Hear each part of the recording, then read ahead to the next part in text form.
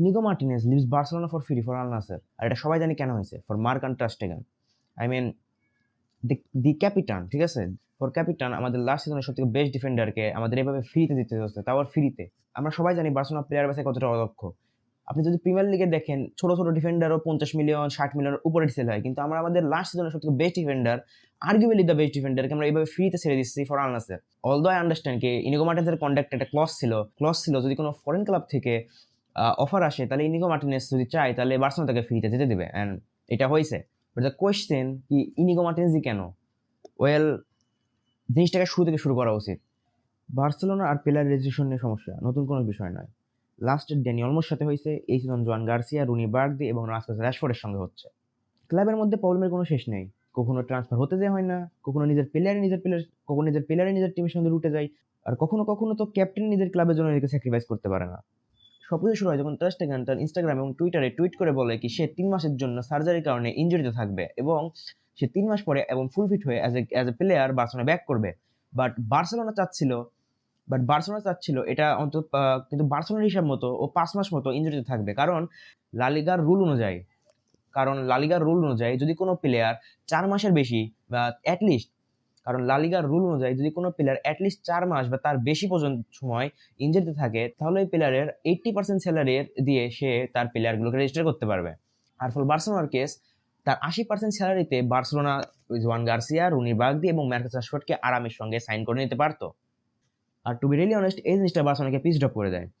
Barcelona এই জিনিসটাকে tackle দেওয়ার জন্য ট্রাই করে কি টার স্টেগেনের যে রিপোর্ট, ওই রিপোর্টটা লালিগার কাছে পৌঁছে দেবে, যাতে লালিগা ওই জিনিসটা দেখে বার্সেলোনাকে গ্রিন লাইট দিয়ে দেয় টু রেজিস্টার জোয়ান গার্সিয়া, রুনি বার্গদি এবং মার্কাস রাশফোর্ড।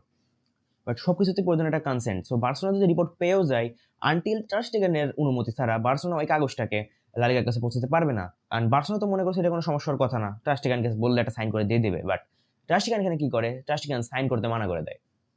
আর এটা তোমাদের ক্যাপ্টেন, যে প্লেয়ার নিজের টিমের জন্য একটু একটা সাক্ষ্য পর্যন্ত দিতে পারছে না, সেই প্লেয়ার নাকি আমাদের ক্যাপ্টেন, ভাবার বিষয়। বাট টাইম আস্তে আস্তে ফুরিয়ে যাচ্ছে ট্রান্সফার ডেটের। সো যদি ট্রান্সফার ডেট বন্ধ হয়ে যায়, বার্সেলোনা যত কিছু ট্রাই করে নি না কেন, বার্সেলোনা তাদের নতুন 3টা সাইনিংকে কোনোভাবে রেজিস্টার করতে পারবে না। আর বার্সেলোনা এই পর্যায়ে অলমোস্ট কনসিডার করে ফেলছিল কি ফার্মিন লোপেজ না মার্কাসেরকে সেল করে দেবে। বাট আর এই অবস্থায় হঠাৎ করে কালকে খবর চলে আসে ইনিগো মার্টিনেজ বার্সেলোনা লিভ করছে। আর ইনিগো মার্টিনেজ ছেড়ে দেওয়ার মাধ্যমে আই থিঙ্ক বার্সেলোনা অন্যান্য প্লেয়ারদের রেজিস্টার করতে পারবে, কারণ ইনিগো মার্টিনেজের যে স্যালারিটা, ওই স্যালারি 100% এখন বার্সেলোনা ইউজ করতে পারবে to register their other players, আশা করি। কারণ এটা বার্সেলোনা, নোবডি নোজ কি হইতে পারে। বাট মূল সমস্যা হচ্ছে বার্সেলোনার যে গত সিজনের মেন সমস্যা ছিল, ওই সমস্যাটা এই সিজন আরো গভীরভাবে হবে, কারণ বার্সেলোনার ডিফেন্সে ডেপথ কম। লাস্ট সিজন আমাদের ডিফেন্সে তেমন ডেপথ ছিল না, বাট আমরা তাও ম্যানেজ করছি একটা ডোমেস্টিক টেবিল জিতে নেওয়ার অ্যান্ড চ্যাম্পিয়ন লিগের সেমিফাইনাল পর্যন্ত যাওয়ার। বাট বর্তমানে ইনিগো মার্টিনেজ, যে কিনা বার্সেলোনার লাস্ট সিজন সব থেকে বেস্ট ডিফেন্ডার আমার মতো ছিল, because he was the guy who always control the Highline, and specially এখন ওই প্লেয়ারটা নেই। আর ফিলিকের আন্ডারে আপনারা বলতে পারেন, এখন পিপল বলতে পারে কি রোনাল্ডো আরাহো এই জিনিসটা করতে পারে। এখন বলতে পারে আমাদের কাছে তো রোনাল্ডো আরাহো আছে, বাট সমস্যা কি রোনাল্ডো আরাহো অনেক ভালো প্লেয়ার ছিল যখন সে জাবির আন্ডারে খেলতো, কারণ সেখানে তেমন হাইলাইনের কোনো সিস্টেম ছিল না। বাট আন্ডার ফিলিক হাইলাইন খেলার কারণে রোনাল্ডো আরাহোর খেলাটা অনেকখানি স্যাক্রিফাইস হয়। সো ফলে রোনাল্ডো আরাহোর কাছে আপনি পুরো একটা সিজন রিলাই করতে পারবেন না। আশা করি আমি ভুল প্রমাণিত হয়, আশা করি রোনাল্ডো আরাহো ভালো করুক, কারণ ভাই কে চাবে না কি নিজের টিম ভালো করুক। বাট এটা একটা কনসার্ন।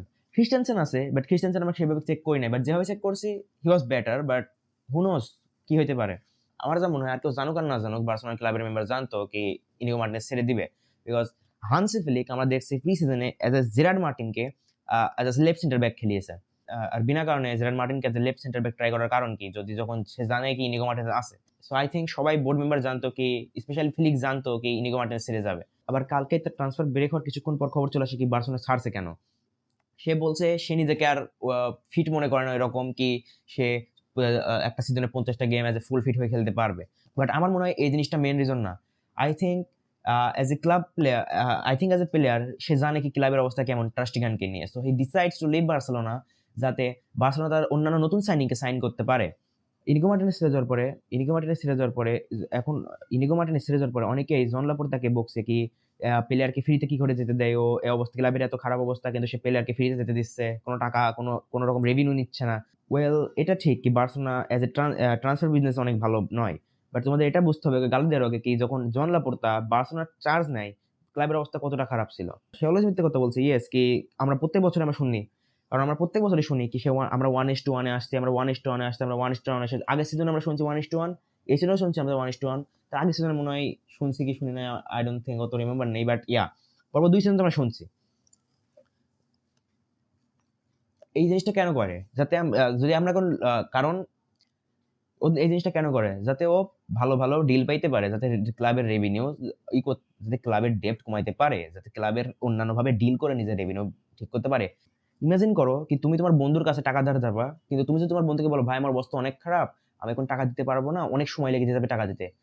ও কি তোমাকে টাকা দিবে? কি ভাই এত টাকা দিচ্ছে, এ টাকা দিতে অনেক সময় লাগবে, টাকা কেন দিবে? কিন্তু তুমি যদি তোমার বন্ধুকে বলো ভাই আমার কিছু টাকা দে, আমি কদিনের মধ্যে দিয়ে দিবো, টাকা পেলে আমি তো হাতে দিয়ে দিবো, ওই বন্ধু কিন্তু তোমার টাকা দিবে। সেম জিনিস ক্লাবের ক্ষেত্রেও।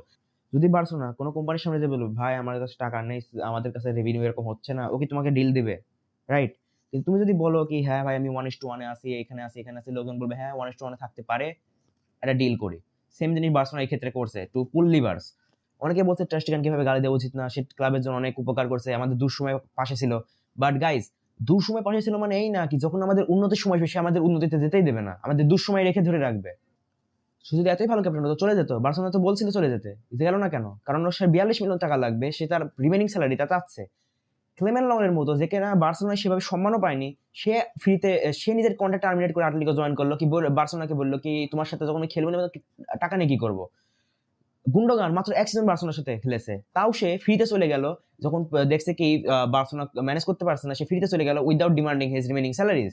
বাট টার স্টেগান যাকে আমরা ক্লাব লেজেন্ড বলি, সে কিনা আমাদের জন্য 42 মিলিয়ন টাকা ছেড়ে দিতে পারবে না, কারণ কিন্তু 42 মিলিয়ন টাকা ছেড়ে দিতে পারবে না, আবার ক্লাব ছাড়তেও পারবে না।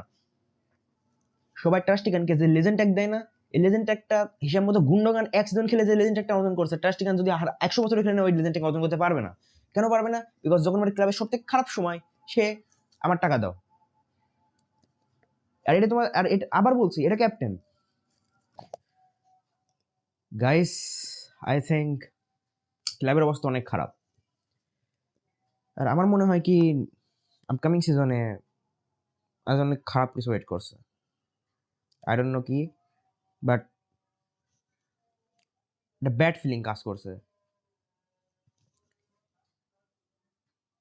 বাট আই ট্রাস্ট ফিলিক, সো দেখা যাক কি করা যায় নেক্সট সিজন।